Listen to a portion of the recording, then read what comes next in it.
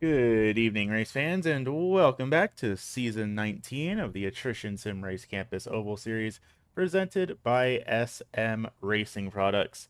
Today, here for round number 9 of the season, 9 out of 12, with that getting ready to begin the closing chapters here of season number 19. And what a better track to be going racing at here at the Dover Motor Speedway. Opened up back in 1969. This is the fourth time that the ASRC League as a whole has visited this track. Of course, every single time has been with the Oval Series. And so far, in the three different races we've had three different winners, two of which are competing here into tonight's event. Of course, Brian Sabelski, Benjamin Harsty, and Garrett Hess are those three winners. Sabelski and Hess are the two drivers currently battling for the championship here in season number 19, so definitely two drivers to be keeping an eye on. 24 degrees of banking here in the corners and 9 degrees of banking on the straightaways. And to put that into perspective, the last couple of weeks we have been racing at tracks that have had 12 degrees of bankings in the corners themselves, so 9 degrees on the straightaway. These drivers are going to be tilted at a pretty severe angle, all things considered, for a racing circuit here tonight, and it's bound to be I don't know. I find it a little bit dizzying to be tilted at such an angle. 9 degrees doesn't sound like a lot, but when you're actually in the car on the raceway, it feels like a lot. It's also one of only two NASCAR tracks that are made entirely out of concrete instead of asphalt. The other one being the Bristol Motor Speedway. And then Martinsville Speedway as well has a little bit of asphalt, or excuse me, a little bit of concrete in the corners. So it's going to be a little bit of a different racing experience. Should be a little bit grippier out there for these drivers, so we're going to be seeing faster top speeds, and all in all, it's going to be a good time. That said, drivers are making their way down to the starting grid here, so how about we real quick take a look down at our lineup here for tonight's event here at Dover. Starting out on the pole here on this one, going to be the number 85 Makoni Setup Shop entry of Brian Sabelski here. One of the drivers we were just talking about here that is a previous winner at this track. Starting his outside, though, in the Motorcraft number 93, that's going to be Jason Gardner. Back in third, that's our current championship points leader in the number 12 returning fire entry driver out of Mechanicsville, Maryland. That is going to be Garrett Hess. Back and forth in the 188 for the hobby entry, that's going to be Joshua Rudolph back there from Medford, Wisconsin, followed by the 45 of Mark Kluge in the Scooby-Doo entry. That's going to be Derek Murphy, Corey Logan, Mark Royce, and Daniel Sparks rounding out the tail end of the field here as we get ready to go green flag racing. And just like that, already green flag is back up in the air again. So far, so good. Heading down into turns 1 and 2. Nobody making anything too dramatic quite yet here. Brian Savelski holding on to the lead here, at least for the time being. We'll see how long he manages to hang on to that, because he has Garrett Hess right on his heels here. Both these drivers have been very equally matched with each other all throughout season number 19, and I imagine it's going to be a lot of the same story here tonight of these two drivers just absolutely all over each other all evening here tonight. Single filing out here pretty quickly, but still a long way left to go here in tonight's event. 150 laps here at this mile-long speedway. So these drivers, I mean, they are sending it pretty strong here in the early goings of things. Garrett Hess already trying to make the move to the race lead, but they have a long race ahead of them. Most of these 150 lap events have been at tracks shorter than a mile, so I believe this is actually the longest track on the schedule that we will be running 150 laps at. But lap number 4 are now underway, and Garrett Hess is your race leader. Sabelski still just behind, but how about further back in the field here? Daniel Sparks in that number 4 machine, the first of these two Exide battery entries that are running just about side by side here now. Daniel Sparks in the 4, Mark Royce in the 44. I don't even know if that was intentional here between these two drivers, but matching paint schemes and almost matching number fonts as well. Of course, Daniel Sparks, our one Canadian driver here in the field tonight. Driver out of Calgary here this evening. Mark Royce, driver out of Myrtle Beach, South Carolina. currently running back in the 5th and 6th positions respectively here. I know we've been seeing here most of this season currently in the ninth position in the championship points standings. Only missed 2 races so far. As Mark Royce, currently the very last driver in the point standings right now. This is Mark Royce's only 2nd appearance here in season number 19. So great to have him out on the speedway. And we'll just have to keep an eye on this driver. He's already up +2 from where he qualified. So we'll see if he has anything to show for these other drivers out here on the speedway. So 3-way train here of blue and purpley paint cars, though. Corey Logan running their same paint scheme as usual, but with different colors on it this time around. Normally we see them in a green and purple entry, but this time running more of a pink and blue here. Corey currently running up +3 from where he qualified in the 4th position right now, and closing in on the heels of that number 93 of Jason Gardner. Of course, these last couple of weeks have all been short tracks, so I'd imagine a lot of these drivers are very excited to be able to actually get all the way on the throttle, not quite have to slam on the brake through the corners to make these cars rotate, but actually get to full send it a little bit here. And you can see, I mean, everyone from 1st on back to 6th here is right under a bubble with each other. Derek Murphy back in 8th has fallen back a little bit there together with Kluge and Rudolph. But Mark Royce up here, so it's 1st on back to, yeah, just about 6th place. All under bubble, and there's a big wiggle there as Corey Logan has a scrape against the outside wall and nearly spins it, but manages to hang on there. But still, it's Hess and Sabelski leading the field as we officially put 10 laps away here in tonight's event. Only 4 minutes under the green flag, so they're clicking these laps off pretty darn quickly here. Top speeds looking roughly in the realm of about 170 miles per hour. There's a bit of a wiggle further back there. I think Corey and maybe Daniel Sparks might have had a little bit of a scare there. But everyone's still pointed in the right direction, and believe it or not, Mark Kluge and Derek Murphy are both catching up to the field here as well. Joshua Rudolph has fallen back by a full 3 seconds over the rest of the field there.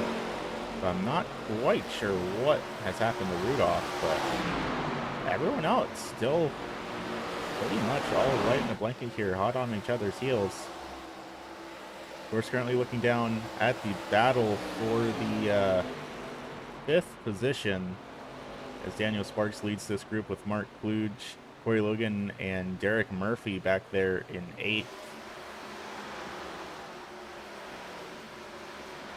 They're starting to single file it out just a little bit here, and still Garrett Hess and Brian Sabelski are right on each other's bumper, and we might see Sabelski try and go for the move here down into turns 1 and 2, but not quite close enough to make it happen. Jason Gardner back in 3rd. They're also having a pretty solid run so far here this evening. Jason not quite having the season he's been hoping to. Been plagued with mechanical issues, technical difficulties, all sorts of troubles here this season. But finally, at least at the beginning of this race, he's managed to put something together pretty well. He's running competitive lap times pretty much evenly matched with Garrett and Brian here. As once again, further back, we see this cluster for 5th on back to 8th here. Kind of all over the place on top of each other. Daniel Sparks leading this field in one of those 2 X-Side batteries entries. Then it's Kluge down there in the Scooby-Doo 45 trying to see if he can't make a move down to the inside, but not quite going to be able to make it stick. At least they're on corner entry. He's got it side by side through the middle of the corner. Now all the way bottom down to the bottom of this raceway, but nope, not quite going to be able to make it happen there. Corey Logan also having the hole off just behind from Derek Murphy. Derek was looking to the outside there for time being in that number 78 machine, but not quite able to make it work. All 4 of these cars really seeming pretty evenly matched with each other here as we see Kluge trying to make a move up on the high line together there with Daniel Sparks, and it looks like he is going to make it work, but will he be able to make the pass stick? looks like he's clear. Sure enough, he is going to clear that number 4 machine of Down Sparks. That's going to bump him back down to the 6th position here. And still, Logan and Murphy are all over each other just behind. Both drivers are giving each other a little bit more room now, but we're only 17 laps into tonight's event. Still got a long way left to go here. And I imagine we're going to see some of these tires start to fall off here with how much they're pushing before these pit stops come around. We'll just have to see how things play out here. Always the potential to see caution flags in the middle of the race. So you never know what might happen. Some of these drivers, honestly, they might be hoping for that to play into their favor. On this speedway, I think more so than the short tracks is, watch out, there's contact. That might be the caution flag we were just talking about, but nope, not quite. Daniel manages to hang on to it. Looks like he has some pretty heavy steering damage on that 4 machine, though. He's got it pulled down to the apron. He's going to have to try and nurse that car all the way around the speedway to get down to pit lane, which is not going to be a fun time for him. But definitely heavy damage there on that number 4 machine. We'll see if he can't get it back down to pit lane without any sort of incident happening. It's turning, but it ain't turning very well here for that number 4 machine. But sure enough, he is going to get it down onto pit lane. And he will be going a lap down here as the leaders come roaring past him. Let's see if we can't take a look back here and see just what happened to him.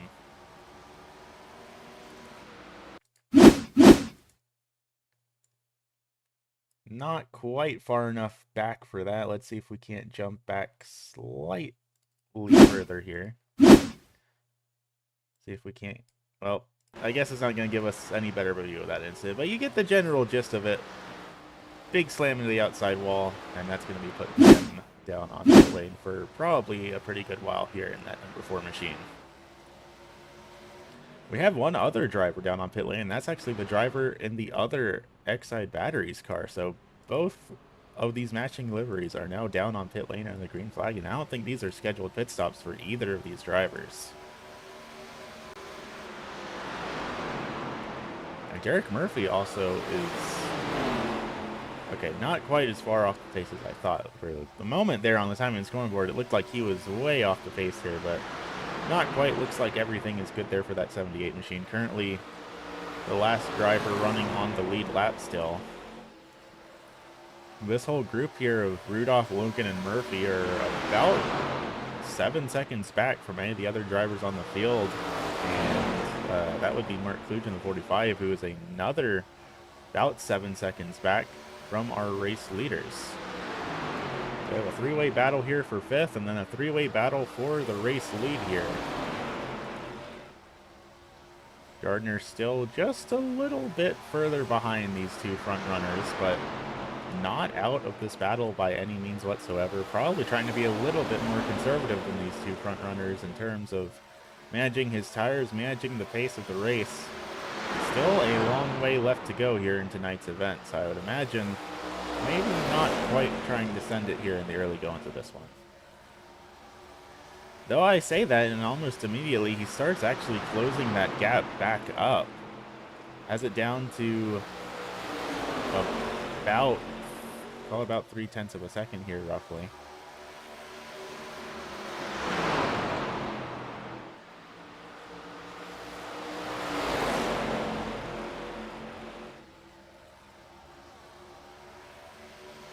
Again, Sabelski starts to take the nose down to the inside, but just not quite able to get down to the inside, get the nose in there quite how he wants. So for the time being, he's just kind of stuck riding right on his bumper. For the most part, it's been kept under a 1/10 of a second between 2 of them. So gap growing just a little bit here as he backs off just a little bit. Last thing you want to do is accidentally give him a little tap to the rear corner panel and send him up into the outside wall. But these 2 drivers, as much as they have been duking out with each other time and time again every single race this season, they've been keeping it very clean, making a very big point of not making any contact with each other. And it's been a very good show of sportsmanship between the 2 of them. Of course, coming into tonight's event, Garrett Hess has a 32-point lead over Brian Sabelski right now, which is, I believe, more than a single race's worth of points between the two of them. Then back in third, we have Johnny Bell, who is 20 points back from Brian Sabelski, and then Jason Gardner, who is 1 point back from Johnny. So your three front runners right now are your top four in the point standings. Garrett has so far leading the most laps into tonight's event. Brian Zabelski had the pole, led the first couple of them, but ever since Hess got around him, it has been Hess all the way here tonight. The rest of the field pretty spread out now by the looks of things. Mark Kluge kind of running quietly by himself. Same with Joshua Rudolph. He's pulled away from Murphy and Logan. So now we see the two of them more or less running by themselves here as well. It's just your three front runners that are really all neck and neck with each other. And speaking of being neck and neck with each other, we've talked all this time about how kind of awkward this banking is with how steep it is compared to some of the other tracks we've been to. So how about we take a minute, let's ride on board here with Jason Gardner and get a view of this battle for the race lead from one of our front-running drivers.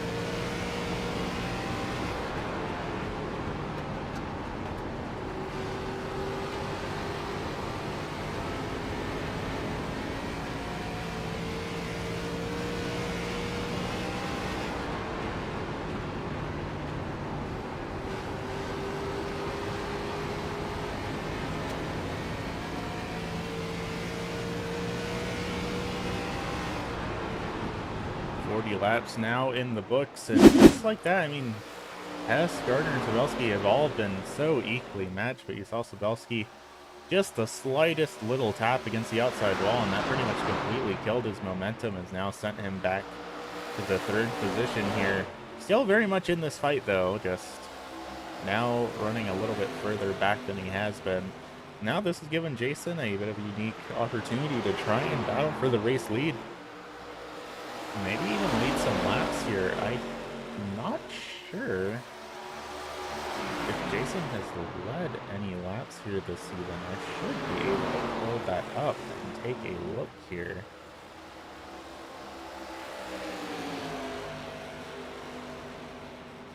But as far as I can see, looks like he has 4 laps led to his name here this season for Jason Gardner. So still very possible that he might be able to work his way around Hess here and get that number up. And he's going to have a big impact against the outside wall there, make the same mistake that we saw out of Sabelski. That's going to allow Sabelski to close the distance up just a little bit, but I think now that Sabelski's fallen back to third, he's in a little bit of tire-saving mode now. He has lost the opportunity to fight for the race lead, so now just not quite sending it as hard as he can.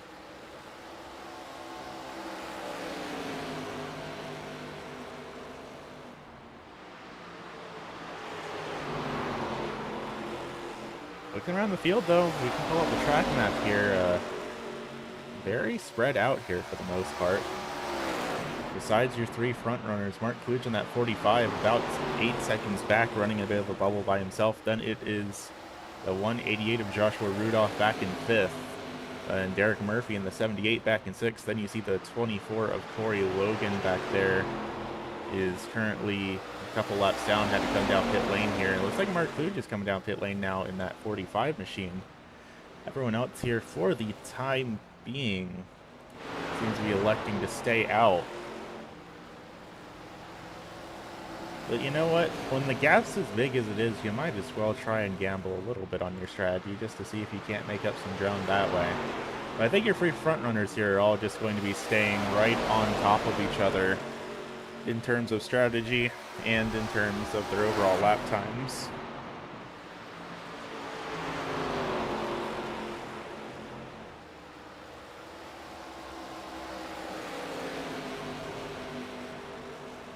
Of course, Garrett Hess, talking about these drivers' stats, Garrett has 5 wins to his name out of the 8 prior races we've had so far here this season.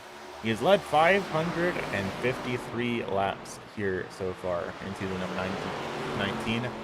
52% of all the laps we have driven are to his name.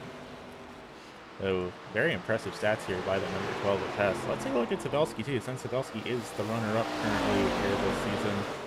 Sabelski has, let's see, 198 laps led to his name, so 21% of laps led are to Sabelski.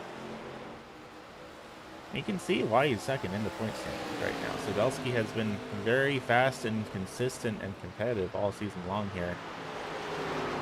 Falling back just a little bit now, about a second back from our 2 front runners. But that's, like I said, I think that after he had that scrape against the outside wall, he's probably maybe doing a little bit of a shift in his strategy here to try and make up the difference a bit.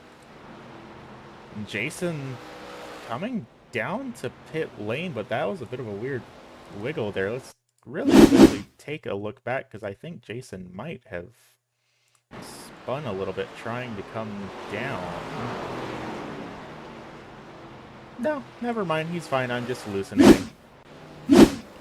Everything A-okay for the driver of that number 93 machine, but it looks like he's going to be running a bit of an alternate strategy here himself, because that's going to leave Hess and Sabelski out here as your first and second place drivers now. Rudolph back in third, all the way 13 seconds back, then Murphy another 5 seconds back in the 4th position as your 4 drivers that still have not yet come down pit lane here tonight.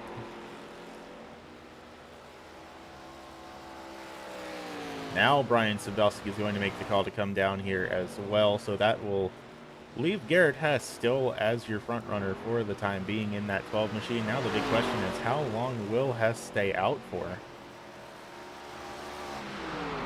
Because we still have 2/3 of tonight's event left to go, but sure enough, Hess is going to be coming down this time by. Will we see Rudolph come down as well, or is he going to stay out? Of course, there is a bonus point up for grabs for any driver that manages to lead at least 1 lap.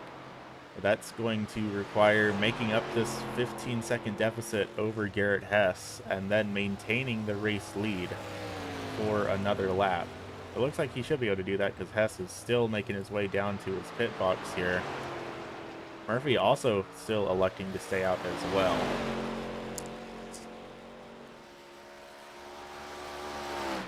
So we'll keep an eye on that 188 machine as he comes around here. And he is going to elect to stay out, so this will be one lap led to Joshua Rudolph's name, and he will be getting at least one bonus point to his name for leading a lap here tonight. So now that also begs the question of Derek Murphy. Will we see him try and outrun Rudolph on fuel so he can get a bonus point here as well? You can see Garrett Hess going back out on the speedway here. Is currently a lap down, but once the pit cycle travels its way through, he'll be back on the lead lap. Two drivers, very similar positions on the raceway, though. Jason Gardner and Mark Kluge in that 45 came out of pit lane right about on top of each other, and they are having a battle for position here. That said, Kluge falling back here just a bit. About 0.3 of a second here between the two of them in this battle for the 5th position. Rudolph and Murphy still continuing to elect to stay out here for the time being. Kluge came into tonight's event starting in the 5th position, now back in 6th, so only down one spot from where he qualified, which in the grand scheme of things might be an improvement compared to Sabelski and Gardner, who are in 4th and 5th right now, both of whom are down 3 positions from where they started at the current time being. Rudolph and Murphy, your 1st and 2nd drivers, up +3 and +4 respectively, but once they come down pit lane, they'll get bumped back down to probably 5th and 6th if I had to guess here, right about. But for the time being, Rudolph is still continuing to collect laps led in that For the Hobby 188. Driver out of Medford, Wisconsin, comes into tonight's event in the 6th position in the championship point standings, just 4 points behind Kevin Alessia, who unfortunately we have not seen the last 2 races. And honestly, Kevin Alessia is only 11 points back from Jason Gardner, so despite Garrett Hess having such a big lead over Brian Sabelski in the point standings, everyone else from 2nd on back to really about 7th, they're all pretty close to each other in terms of the point standing right now. As you can see now, Garrett Hess has officially unlapped himself back on the lead lap here in that 12 machine. So I'd imagine we're going to see Rudolph and Murphy come down here sometime soon now that they aren't leading laps anymore. But I could be mistaken. You never know. These drivers never fail to prove me wrong anytime I try to make any sort of assertion about what's actually going on in the race. So we'll just have to keep an eye on them and see what exactly they've got cooking up here. I did misspeak earlier. Joshua Rudolph is still leading laps. Garrett Hess just is on the lead lap again. Garrett Hess is not the race leader again, like I just realized I mistakenly said. But you know what? It's 10:30 on a Monday night. Sometimes these things happen. Of course, you gotta extend a big thank you to all the drivers here in the ASRC Oval Series who come out here every Monday night and put on this show for us all to watch. Without them, there would be no broadcast going on, so gotta extend a hand to all these drivers for coming out and competing. Sabelski now working his way around Rudolph. He's going to be put back on the lead lap now in that 85 machine. Currently being scored 3 seconds back from our race leader, Garrett Hess, so he's got about 85 laps roughly to make that ground back up. I think that's going to be the only stop that we see out of these drivers. If I had to guess, this is going to be a one-stop race, and I think everyone who's pitted, that is pretty much their one stop done and dusted. Rudolph and Murphy, though, they still have not come down pit lane yet. They are both seemingly like their game plan is just to run the cars completely out of fuel before they put anything else in it. Garrett Hess, though, slowly but surely is catching back up to these two drivers that have stayed out. The gap from Hess to Murphy is now 11 seconds. And last time by, Garrett Hess was a full second faster than Derek Murphy and Joshua Rudolph. So give it 10 laps, and theoretically, Hess will be around Murphy. And that's also still going on the assumption that Murphy and Rudolph have enough fuel to even go another 10 laps. They might not.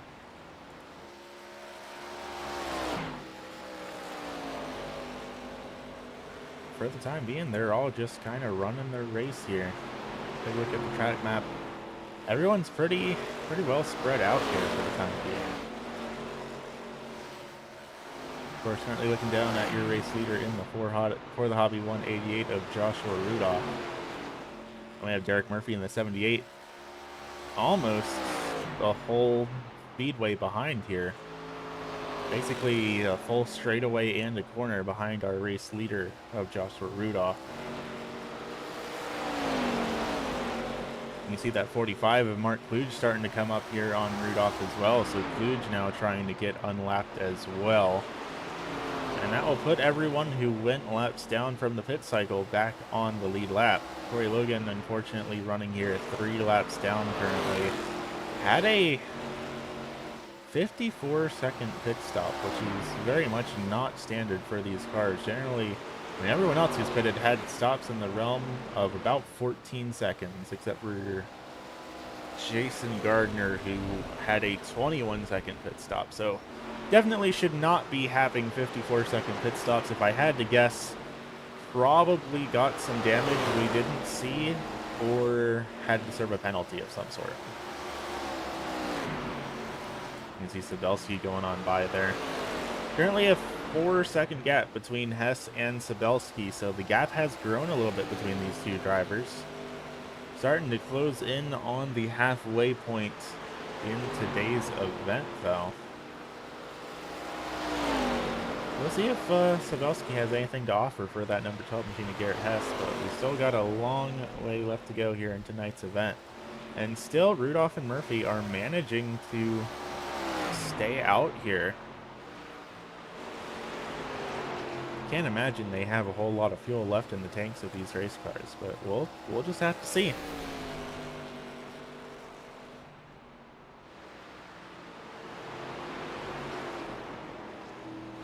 We have gotten official word, by the way. Daniel Sparks has loaded the car up on the hauler, packed it up.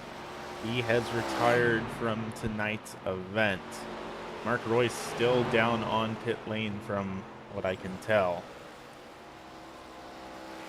So with 20 minutes now worked on that race car, I can't imagine they're going to be bringing it back out on the track at all. We'll see. I guess, like I'm saying, I have been proven wrong in the past.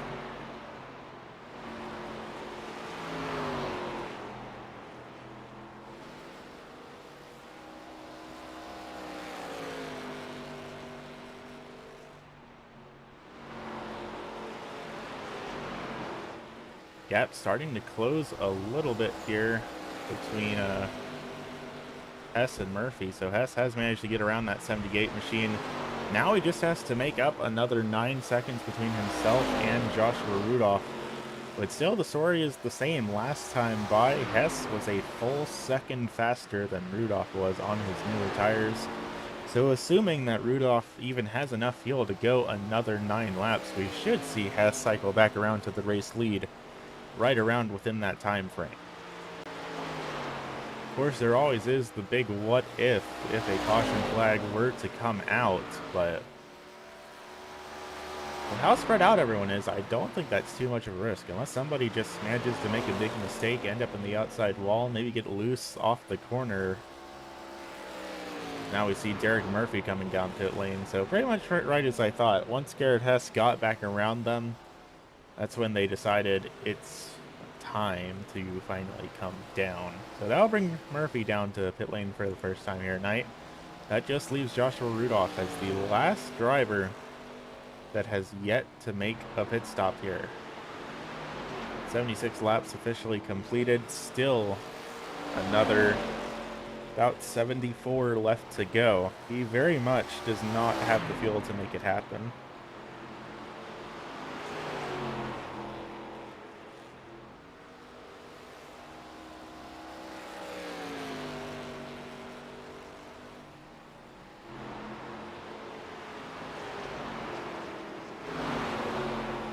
Jason starting to close the gap back up with Brian Sabelski, though, in that number 93 machine. This will be the battle for the second position once Joshua Rudolph comes down pit lane again. I'll tell you what, Gardner has shown a lot of speed here tonight. Let's see if we can't pull up Jason's performance history at this track, because I feel like I remember Gardner performing pretty dang well here. And sure enough, he is going to get around that 85, so that bumps Gardner up to third. For the time being, will be second once Rudolph comes down pit lane. Let's see here. And just like that, Rudolph is making the call to come down pit lane.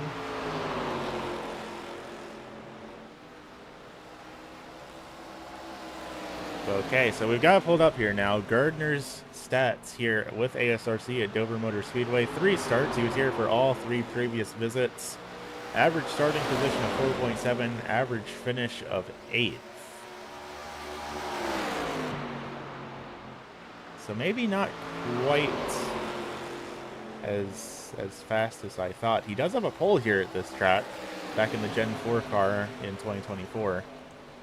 But either way, even if his history here at this track isn't quite as stellar as I was thinking it was, obviously tonight he is making it work here in that number 93 machine. He has gotten around Sabelski 7.8 seconds back from Garrett Haas, but that gap is closing between himself and the race leader, slowly but surely.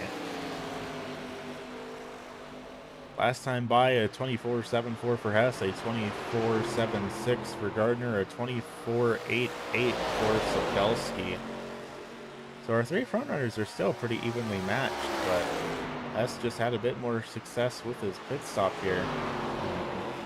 That's part of what's allowed him to pull so much ground back up. Right now, Sabelski and Gardner, your 2 closest drivers on the speedway, with about 0.4 of a second separating them.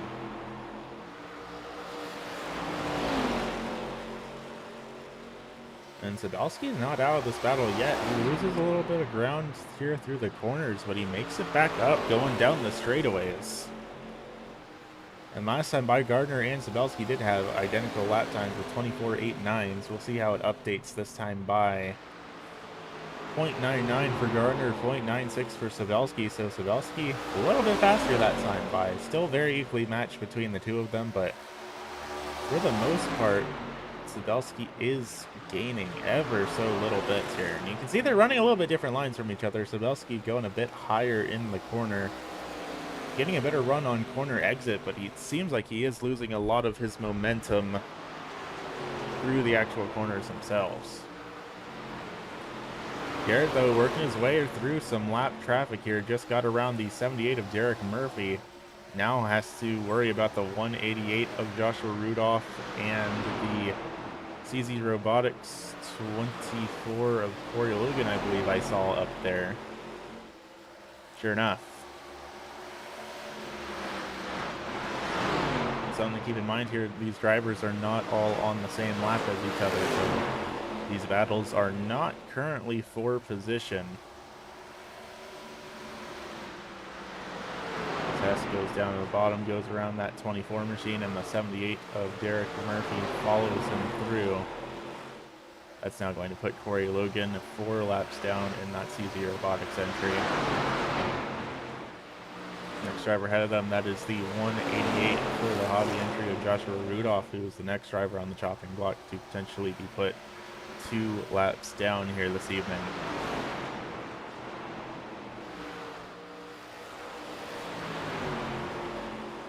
I'll tell you what, Rudolph's actually managing to pull away pretty decently here. I do think the gap is closing, but nowhere near as quickly as it was for those other lap cars that Hess was pulling around. And Murphy is right on his bumper in that 78 machine. Well, let him go around again just to double check the lap times. But right now, Derek Murphy, last time by, was actually faster than Garrett Hess was.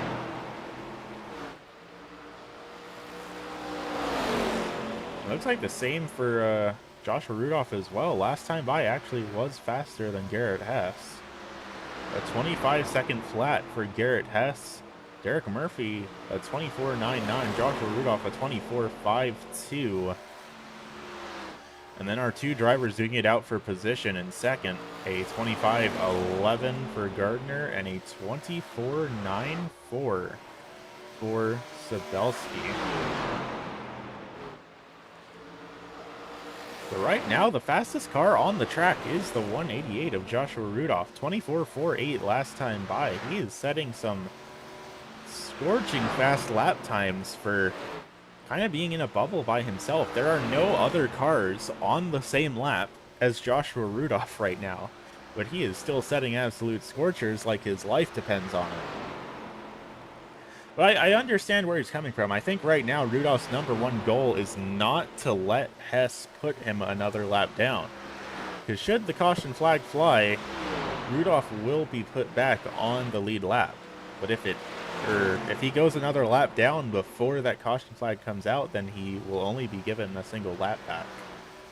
I think that's just Rudolph's game plan, is to try and buy as much time as possible to keep Hess from overtaking him, just so he has that chance of being put back on the lead lap. We have a taker down on pit lane. Looks like Corey Logan's making the call to come down in that CZ Robotics 24 entry. Driver out of Noonan, Georgia. This will be pit stop number 2 for Corey here. And they were 4 laps down when they came down the pit lane, so this will probably make it 5, if not 6, depending on how the cards fall here. And you can see that 44 Mark Royce still down on pit lane. Now has been down there for half an hour for that 44 machine. I don't think we're going to see Royce come back out on the raceway. So now, for the time being, Hess has some clean air to work with as we get ready to close into the final third of tonight's event. Jason Gardner running back in second, still 7.8 seconds back, and Brian Sabelski about 0.6 of a second back from Gardner here. I'm looking at the lap times last time by. Jason Gardner was the fastest of the bunch. A 0.04 for Hess, a 0.01 for Gardner, a 0.07 for Sabelski. But this time by, as the lap times update, now Sabelski the fastest of the three with a 24.94 to his name. Gardner and Hess still in the 25-second range. You see Corey Logan back up on the track here. Now it's currently being scored 7 laps down as we see... Oh, hang on to it, Jason. Jason brings it down to pit lane and he spins out. That isn't his race over with, but if this race goes green, he now has a massive time deficit to make up here. Definitely a bit of heartbreak there for the driver of the number 93 machine. So maybe I was mistaken. Maybe we are going to see all of these drivers have to make a second pit stop here. I thought that we would see most of them be doing a one-stop strategy, but it looks like no, they are not. Gardner's down on pit lane. We had Corey Logan come down just a moment ago as well. And Jason being down on pit lane looks like he is now being scored as 2 laps down in that number 93 machine.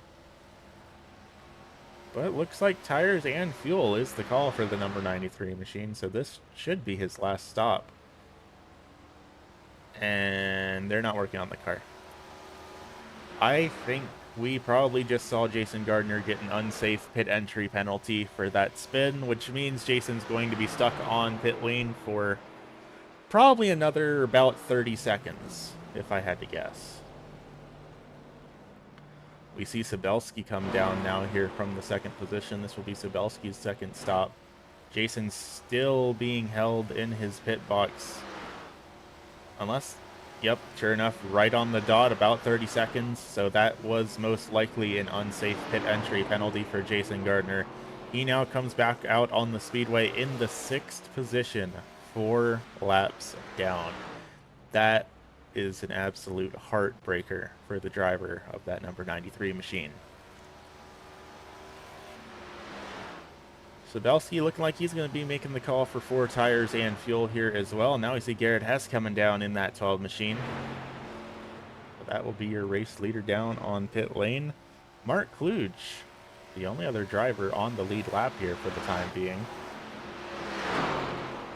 And of course, we saw Kluge come down right around lap 45, so we should probably see Kluge come down roughly in the next couple laps here as well.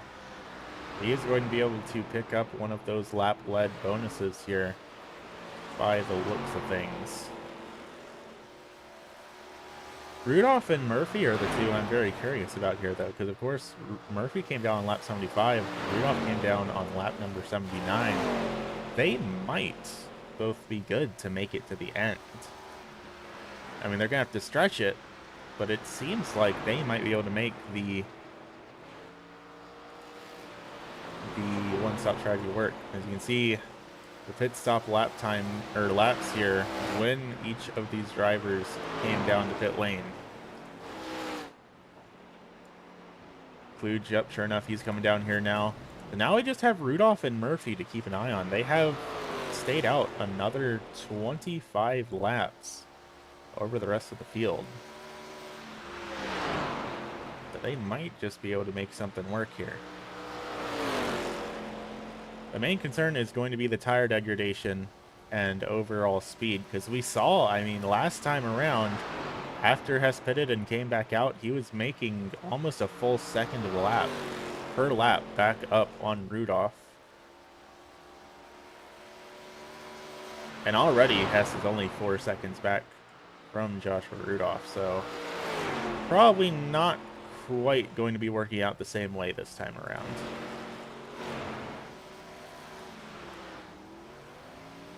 Across the line, a 23.89 there for Hess. Last time by a 24.76 for Rudolph. So not quite a full second a lap faster, but definitely very much up there here with 46 laps left to go.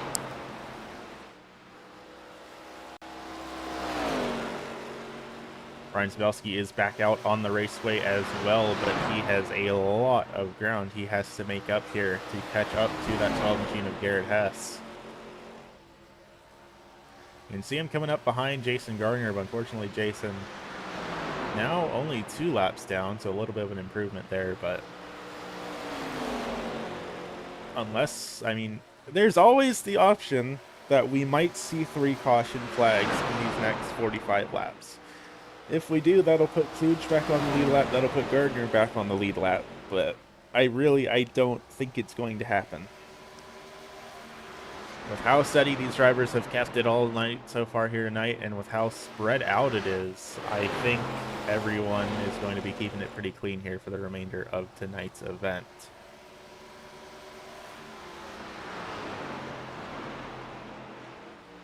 And already Hess has caught up to Rudolph just like that.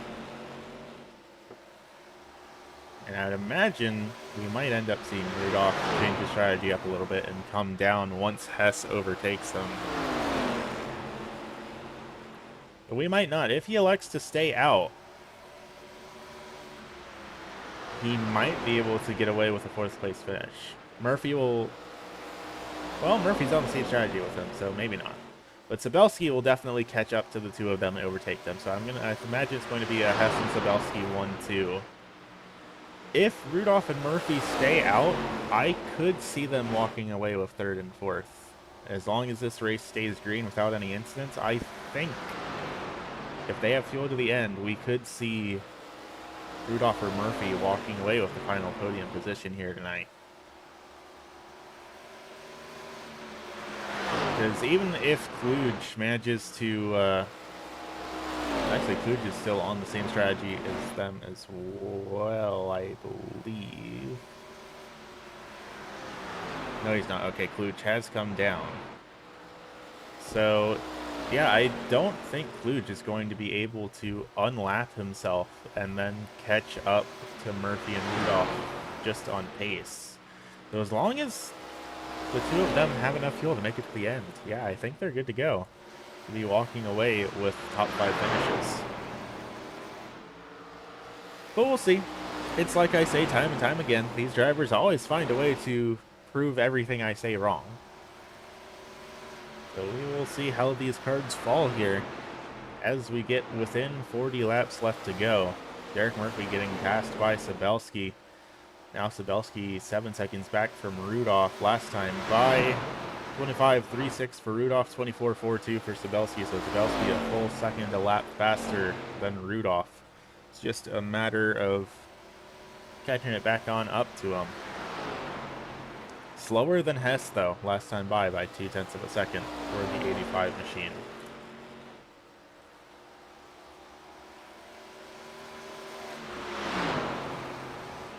Mark Royce still down on pit lane, has now been down there for 38 minutes. Has not retired from tonight's event, but it's been 38 minutes. I don't think they're going to be able to bring that car back out on the speedway. I think they just haven't bothered rolling it back up on the hauler yet.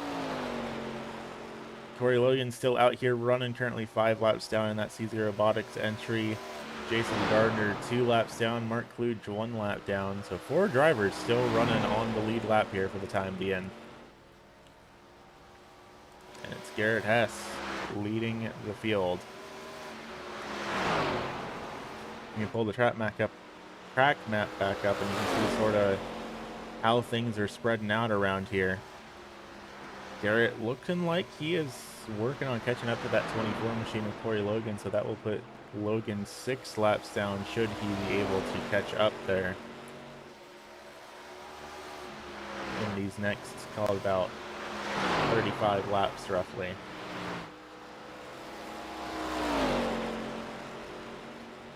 But last time by for Hess as he crosses the line, a 24.25, a 25.09 for Corey Logan. So I would imagine we're going to see Hess catch up to that 24 in the next probably 4 laps or so, 3 or 4 laps. That'll bump Logan down another lap. And honestly, we might just see Hess be able to catch up to Jason Gardner as well if this thing stays green all the way. Gardner running about 0.3 of a second slower than Hess is.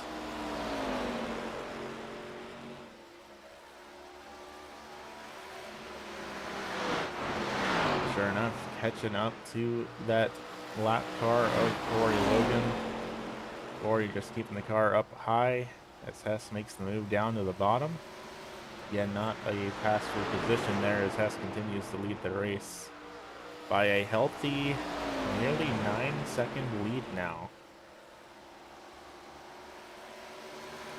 Sabelski is closing down the gap though between himself and Rudolph, now down to 2.5 seconds. Last time by, Sabelski at 24.5, Rudolph a 25.26.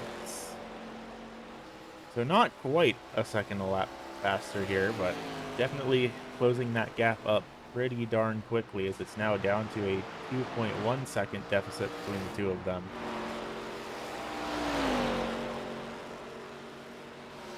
Once you get to about roughly 0.8 of a second is where these cars start picking up the draft off of each other. So once Sabelski gets within 0.8 of a second of Rudolph, there's not really anything Rudolph can do to defend himself anymore.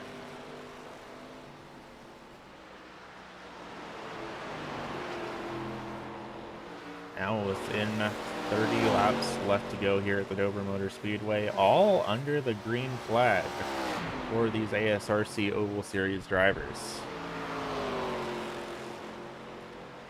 Very unfortunate incident that we saw with Mark Royce and Daniel Sparks in the early goings of this one, but otherwise, everyone's been having a pretty quiet, clean race here. Sabelski now down to a second between himself and Rudolph. So now down this next straightaway, we should see Sabelski pick up the draft off that 188 and close up that last little bit of gap pretty handily here.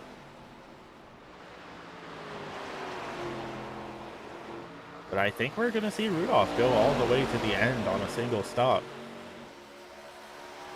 And he is 10 seconds ahead of Derek Murphy, the other driver on that strategy. So I think things are looking really good here for Joshua Rudolph here tonight. And Rudolph, if I'm not mistaken, he has 2 top 5s here in season number 19. I'm not sure that he has any podium finishes. Let's see. He has 1 podium here in season number 19. He had a 2nd place runner-up finish back at Daytona. But otherwise, not yet so far here in season number 19. So we might be able to end up talking to Joshua Rudolph for the 2nd time here this season. But I don't want to jinx it. You never know. Anything could happen. What is important though, 25 laps left to go here at the Dover Motor Speedway. Garrett Hess leading the field with a 12.3 second lead over everyone else. Podolsky down to 0.2 of a second between himself and Rudolph. I'm not sure we're even going to see Rudolph probably put up that much of a fight. He knows how drastically different the speed difference is between himself and Podolsky right now. I think he's just trying to run his strategy and let the cards fall where they may. Val bumps Podolsky up to 2nd. It's going to take a miracle for Podolsky to catch up to Hess, though. Last time by, a 24.6 for Hess, a 25.03 for Podolsky. So half a second slower than our race leader right now.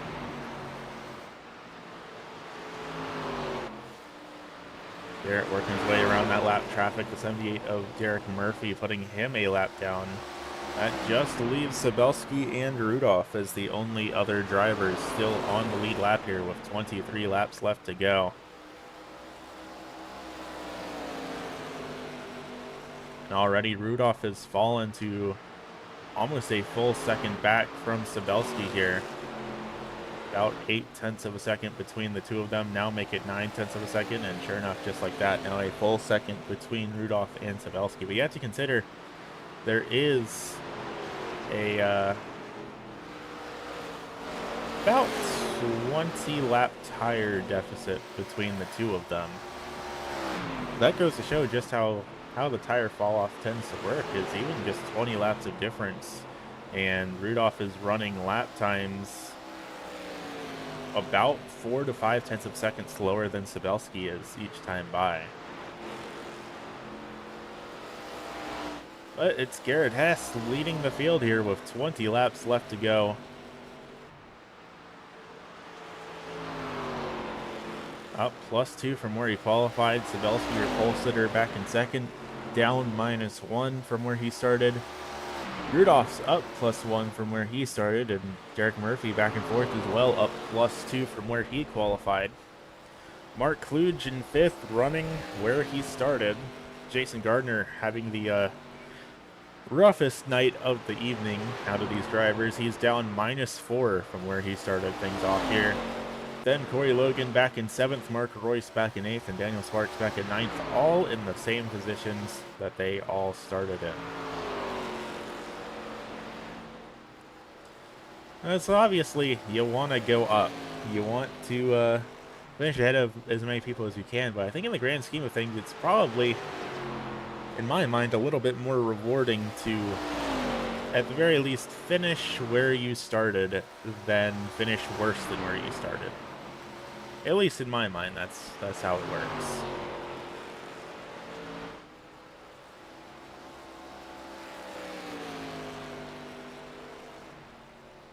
$17 laps left to go here. 17 more miles for the driver out of Mechanicsville, Maryland. He's led over 50% of the laps all this season, and that number's only going to go up ever higher because he's led a very large majority of the laps here tonight, probably 80% or so if I had to just throw a guess out there, because really the only time he wasn't leading laps is during the green flag pit cycles.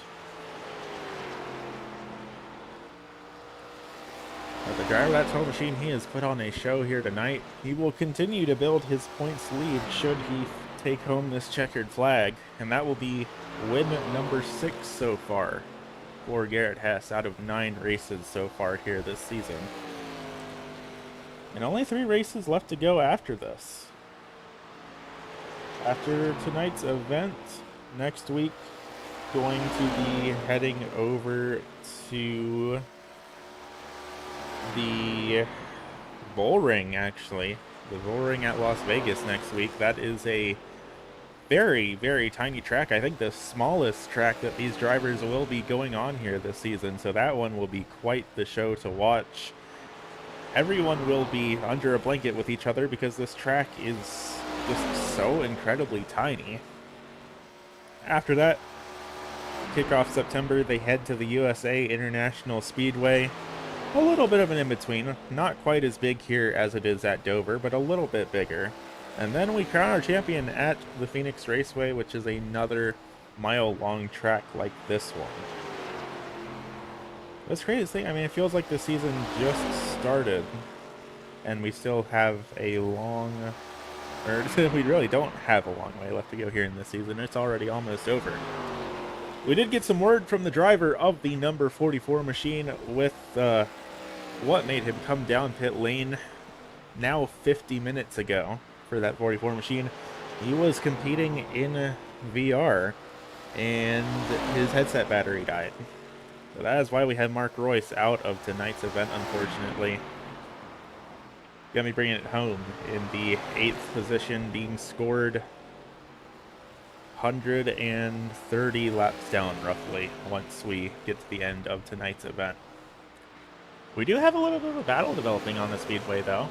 Mark Kluge, Derek Murphy, all about 0.4 of a second between the two of them. These two drivers are battling for position.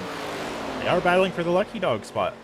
Should a caution flag somehow come out in these final 11 laps, whichever one of these two drivers is in front of each other will be given the lead lap back. We have gotten the double high five from Barney the Flagman, though, so 10 laps left to go here at the Dover Motor Speedway.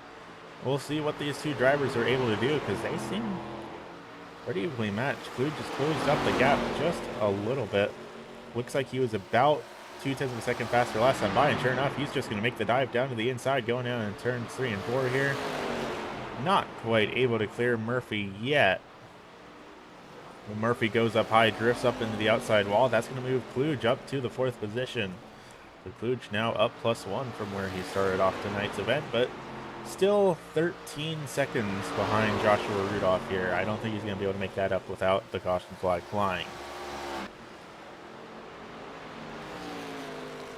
So on all, a fairly quiet race here tonight as we just now cross over the hour threshold under the green flag here for these drivers.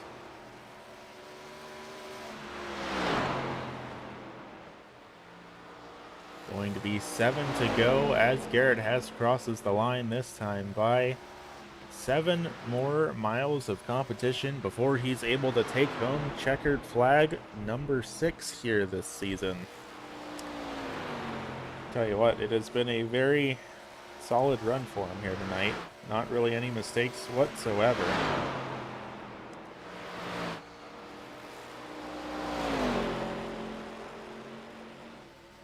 Now making that 6 to go, coming across the line here.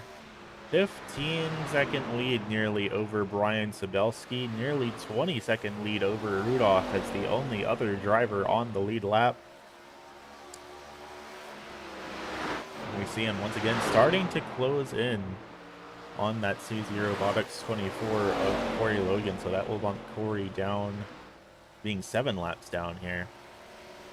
Big high five up in the air. 5 more laps left to go here at the Dover Motor Speedway before we crown ourselves a winner for round number 9. You know what, while we're here counting these laps down, of course, got to give a big thank you to our friends over at SM Racing Products for being on board here with the ASRC Oval Series for all this time. If you're ever in the need of any sort of sim racing gear, be sure to give a look-see over at sm-racingproducts.com. Just a couple of drivers here in the league. They were looking on the sim racing equipment market, couldn't quite find anything they were looking for that really met what they were looking for, so they decided, you know what, why don't we just make it ourselves? And sure enough, they decided to do that, had a good time with it, and started selling selling their creations to others. So SM Racing Products, give them a look-see. I know a couple of drivers here in this league pretty regularly vouch for them. Hess, though, coming through turns 3 and 4, going to be getting 2 laps left to go here. All Hess needs to worry about at this point is to not have the caution flag come out in this next mile. As long as that doesn't happen, he'll be good to go. But should the caution flag fly, it will stack everyone back up, add a couple of laps of overtime onto the counter, and suddenly it won't be a nice Sunday cruise anymore. He's going to have to send it with everything he's got. Coming out of turn number 4, though, white flag up in the air. Garrett Hess is now smooth sailing to the finish. It doesn't matter if a bomb gets dropped on this racetrack. The caution flag will not come out now. And down the back straightaway, half a mile left to go for the driver of the number 12 machine out of Mechanicsville, Maryland. And heading through turns 3 and 4, Garrett Hess going to be taking home checkered flag number 6 here in season 19. And coming home back in second, Brian Sabelski. Far enough back that he still hasn't come across the line yet. Now we see Sabelski come across here for the second position. It's going to be Joshua Rudolph running it off back in third. And now we see Hess bringing it around to the start-finish line. He's going to burn it down here tonight. He takes home his 6th checkered flag in 9 races. At least he might anyway. He's thinking about it.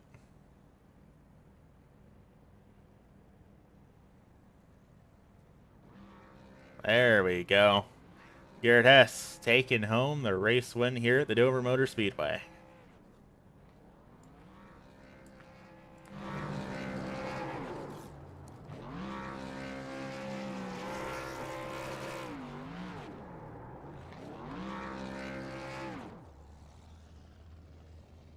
Alrighty, race fans, don't go anywhere. We will be right back in just a moment with some words with your top 3 finishers.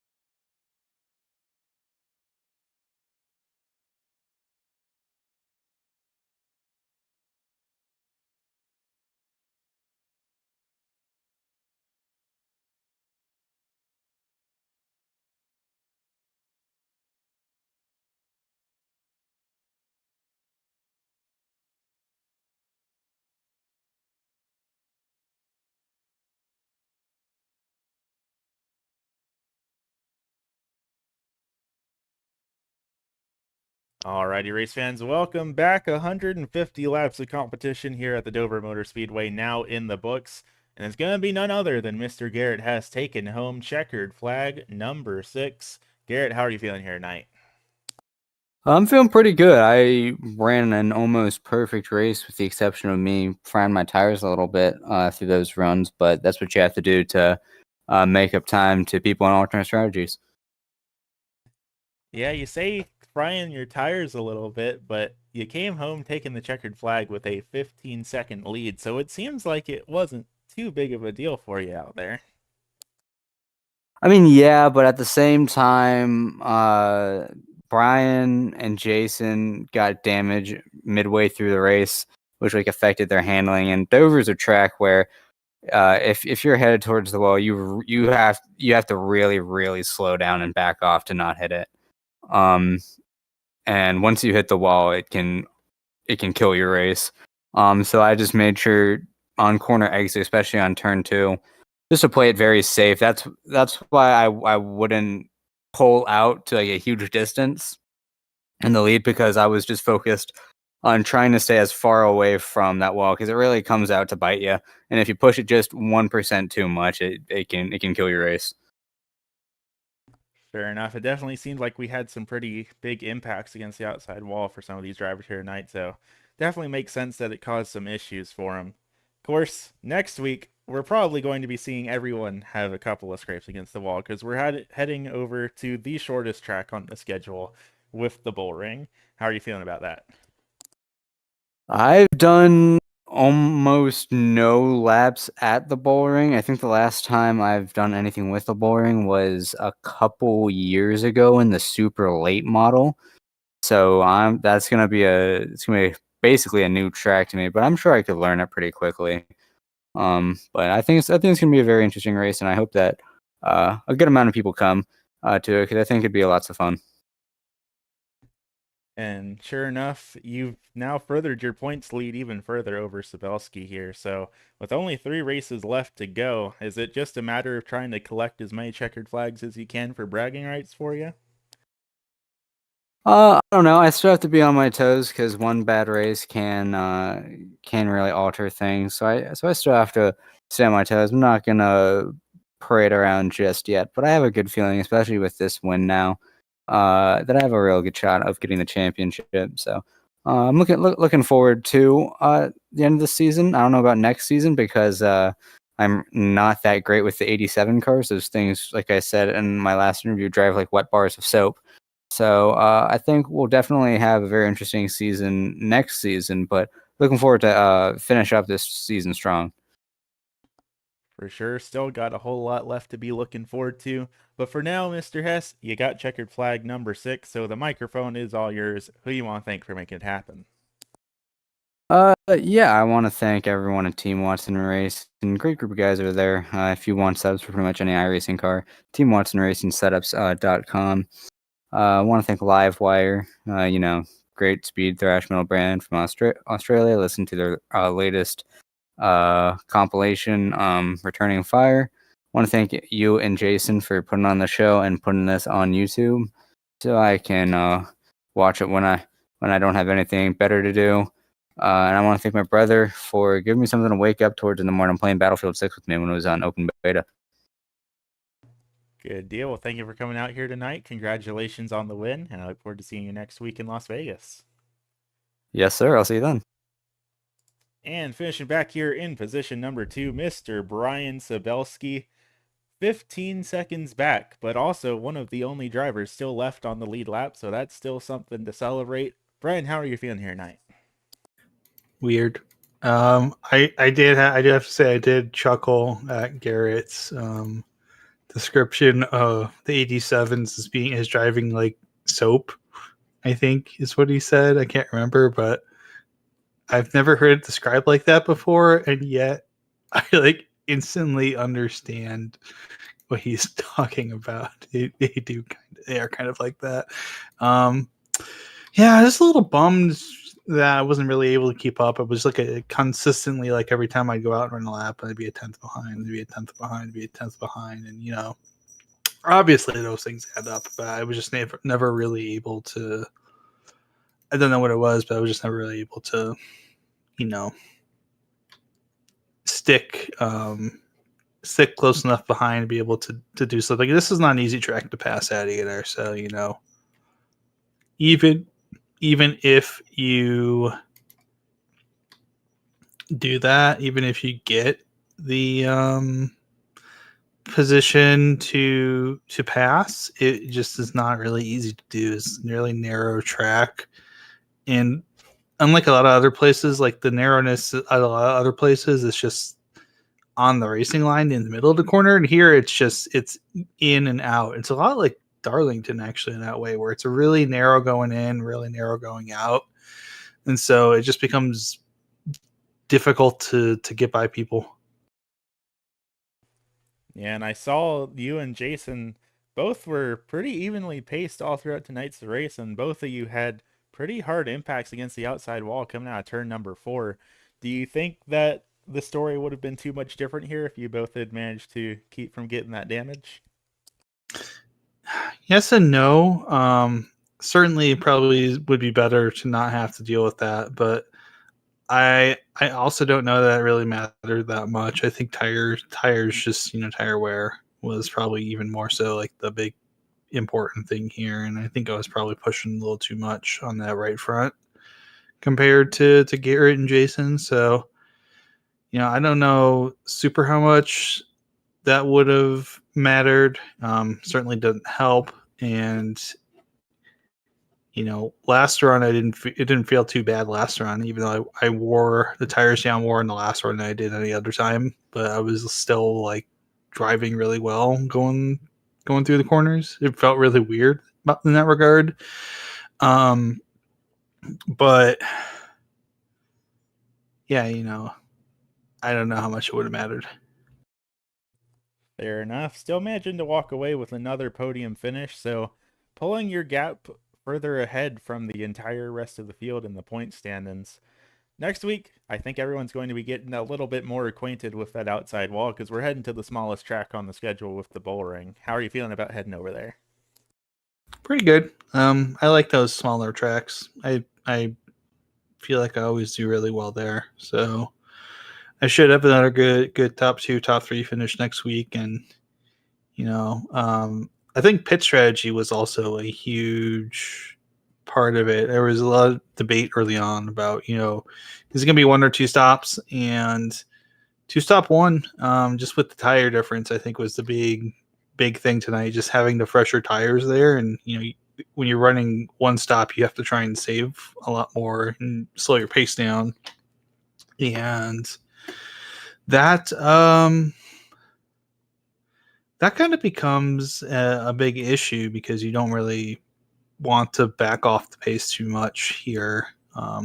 You're trading a little bit of trying to save tires, so you're trading time for tire, but it just doesn't feel like it's a sorry about that, but it doesn't feel like it's a worthwhile trade-off in that regard. Yeah, definitely a big thing to consider, but great that we're seeing these drivers bring out alternate strategies here on the raceway. Of course, only got a couple of races left to go before the end of the season before we all have a fresh, clean slate. Are you feeling like the 84s or 87s might be your time to shine? Nope. I'm not really good in them. I'm really slow in the 87s. So if anything, I'll probably actually be further back than where I'm at right now. I just don't run those cars very well. Fair enough. I mean, all of our front running drivers are saying they don't feel confident about next season, so I think it's bound to be very exciting to watch. Garrett's out here. I know. I'm gonna give him grief over this again. He's out here being like, I'm not really getting 87s. I guarantee you that guy, he is much better in 87s probably than he thinks. If Jason comes in here and is like, I'm not good at 87s, I'd be really cross with him because I know he's good in those. I know he's got experience in those. Can't fool me, sir. Fair enough. Well, for now, we'll see how this season plays out, but I think we have a lot to be looking forward to. For now, though, the microphone is all yours, Mr. Sabelski. Who you want to thank for making everything happen here tonight? Of course, thanks, Jason, Johnny, and everyone put the stuff together for the league. Appreciate it. And Aiden, of course, you for broadcasting. Folks at McConey Setup Shop, official Setup Shop, NASCAR. As always, Dragon Rose Coffee. 10% off your orders if you use code Neon Tiger in your order.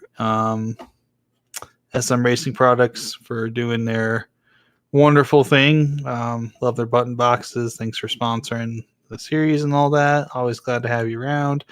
Yeah, that's about it. I'll catch you guys next week. Sounds good. Thanks for coming out, and I look forward to seeing you at Las Vegas next week. Thank you. And finishing back in third here with his second podium finish of the season, it's going to be none other than Mr. Joshua Rudolph. Joshua, how are you feeling here tonight? Pretty good. Pretty happy with the outcome. Chose an alternative strategy and knew we had to do something different than just kind of running with the leaders and being behind and then following what they do and be even more behind. So it chose something different and kept it pretty clean and worked out pretty good. Yeah, looking throughout the field, it looked like there were a couple other takers on the same strategy as you, but you're the only one that really managed to make it work out here tonight. So what do you think that you did different over them? I surprised myself a little bit with the qualifying effort, and then instead of choosing to try to run top 5 there, just go to the back and let everybody kind of get tight. And if they wanted to push for 50 versus 75, let them push. And all right, probably not gonna make up a lot of time there. Just keep it within a half a pit stop or a pit stop, and then we made it through. Like Murphy, Corey, and then Daniel kind of had an issue. Made it through all that stuff clean and really didn't lose a lot of time. Didn't burn up a lot of tire, and that was a big part of it. So I could run decent, consistent laps and just kind of roll and roll and roll. And instead of splitting it down the middle, kind of went, all right, let's just do 80 laps instead of 75. We had the pace for it to be like, not winning pace, but if a caution light happens and we're going to be in a position to capitalize on it. And then, Jason looked like he had an issue. And then all of a sudden, Mark, who's going to beat me and catch me, he had a couple wall scrapes. And then all of a sudden it's, well, they're pitted and you have the lead again. And then it's, all right, Garrett's coming, Brian's coming, and then it's, nobody's really coming. So just stay in the lead lap, and you're a podium runner at the moment, so see where it falls. And we ran green the whole race tonight, so it was pretty important just to keep it clean and consistent and choose your strategy. Yeah, it seemed to work pretty well for you. Now that you have hindsight with you and you know how this race went, if you had the chance to go back and do it all again, would you still stay on your same strategy, or would you be following Hess and Sabelski? No, I wouldn't have followed them. They're just quicker in this car, and a lot of times in a lot of cars, they're just quicker. So just choose the alternate strategy. It's Dover. I'm kind of a big fan of one stop if it's within a pit stop or even within the lead lap. You're putting yourself in a position to capitalize if you aren't the winning speed or even top 2 speed where the leader makes a mistake, you can capitalize. We're in a position of, all right, we're probably a top 5 car most nights, and top 5 gets you a podium if a couple of things fall your way or whatever happens. And tonight we ran green, and at one point we're 30 laps in. I go, okay, if we're green, it's 12 seconds faster by 2 stopping. And I'm like, 12 seconds, bet's made. I've saved too much to jump ship. Fair enough. Well, next week, not quite going to be doing quite as much full throttle because we're going to be short tracking it over at the Las Vegas Bull Ring. How are you feeling about your odds over there? I probably got a better chance to win the lottery than I'll win there, or I'll maybe go podium. You guys are pretty quick here, and every short track that it sounds like or even looks like, because it looks like Richmond, I tend to run top 6 and right around Lucky Dog. Fair enough. Definitely curious to see how things end up playing out next week, because the Bull Ring has always not quite been controversial, but it always seems to produce weird results here with ASRC.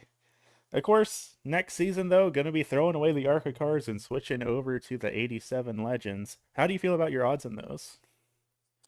I would say probably better chance of getting a hole in one in golf. And even though I'm a golfer, like those cars plow like a boat in wintertime, and I just don't have the experience. And whenever I tried, I just smack the wall or spin out, whichever one comes first. And yeah, there's a lot of learning to do and a lot of probably grind out work to maybe be competitive. And who knows, maybe it's a car I become decent at within 3 weeks. Fair enough. Definitely, at least from the broadcaster's perspective, I am very excited to see how next season plays out, because so far it sounds like every single driver we've talked to up and down the grid has expressed concerns over next season's car, and that sounds wonderful to me. Yeah, I would say she should be pretty good in terms of broadcasting or even just watching door-to-door racing. Those cars, probably from what I see others run and what have run a little bit, they're true old school fall off kind of, and there's a really weird way of driving them to gain speed, and tire temp matters more so. So if we go to some of these bigger tracks or like old school Darlington, yeah, I mean you're gonna probably see a lot of the old lady in black come out, and do you keep your car clean enough even if you're fast enough to be up front? Fair enough. Definitely sounds good to me.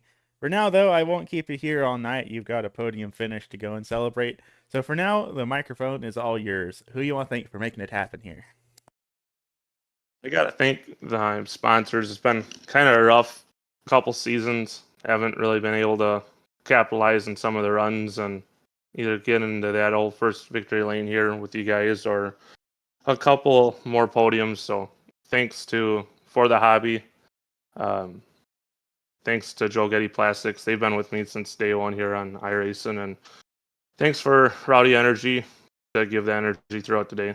And thanks to K9P Racing, awesome teammates, and a big shout out to Mark. He gives a lot of confidence and a lot of insight and a lot of help. Super, super great teammate. Can't thank him enough for what he does throughout the week and the confidence he gives.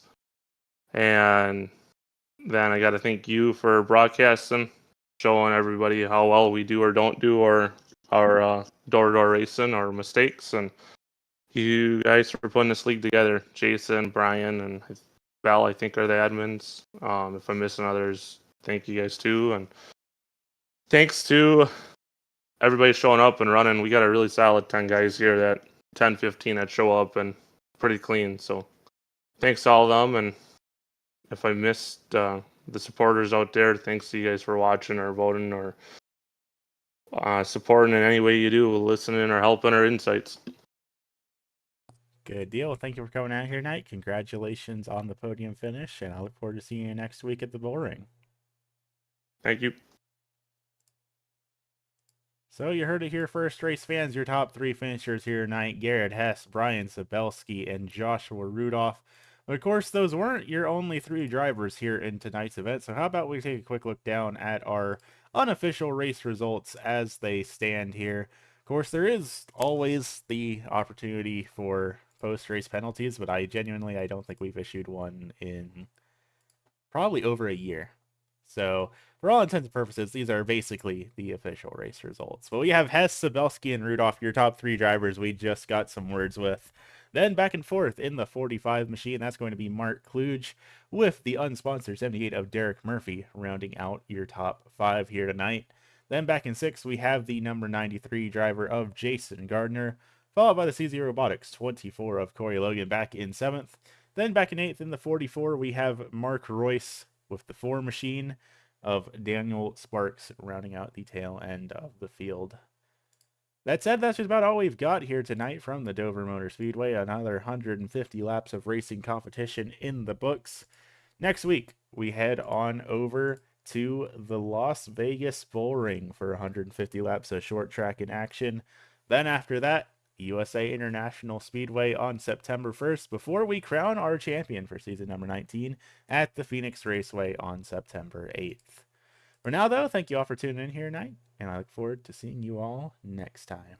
Have a good evening, race fans.